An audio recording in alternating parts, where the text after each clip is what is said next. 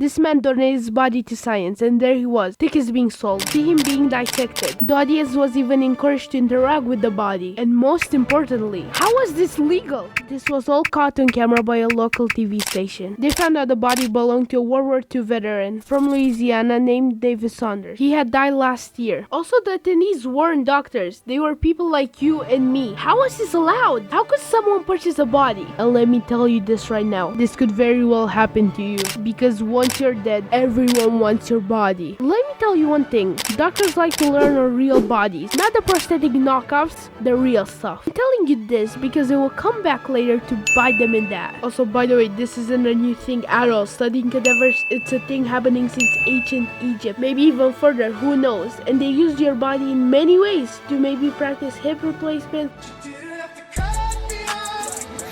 But way back, there was such a high demand of bodies that England even passed an act that said any murderer who was executed or hanged could be given to be used as cadavers, which by the way mean dead bodies. And the demand was growing so fast, they started to hang more and more criminals. But the demand still kept going up so much that people started grave robbing. See, I told you. And this caused a pretty big tension. Is this okay? Because on one hand, they are using these people to learn and help treat people better and save more lives, but on the other hand, they were fucking stealing bodies. And because of this tension, the government made the law say that people that have died and didn't have people to claim them could be used as cadavers. But still, from the 1600s to the 1800s, the demand was still way bigger than the supply. But in the 1960s, America realized an opportunity in this market, like they always do. And because of that, they gave people the option to donate their bodies to science. And so the body donation era has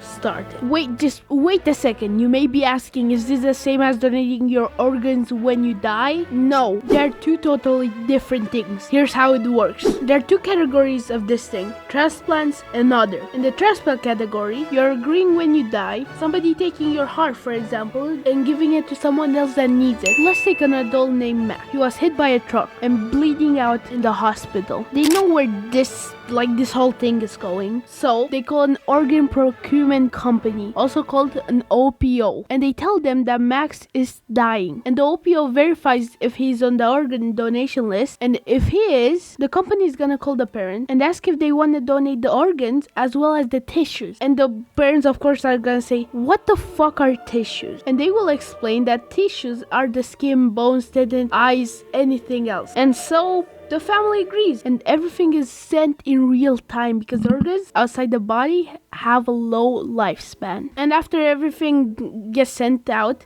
what remains is stitched up and given back to the family and is prepared for their funeral. Max will get stitched up, at least what remains, and given back to the family and is prepared for their funeral. Honestly, even a miracle we can do this. But now, let's talk about the other categories that neither I or probably you knew existed.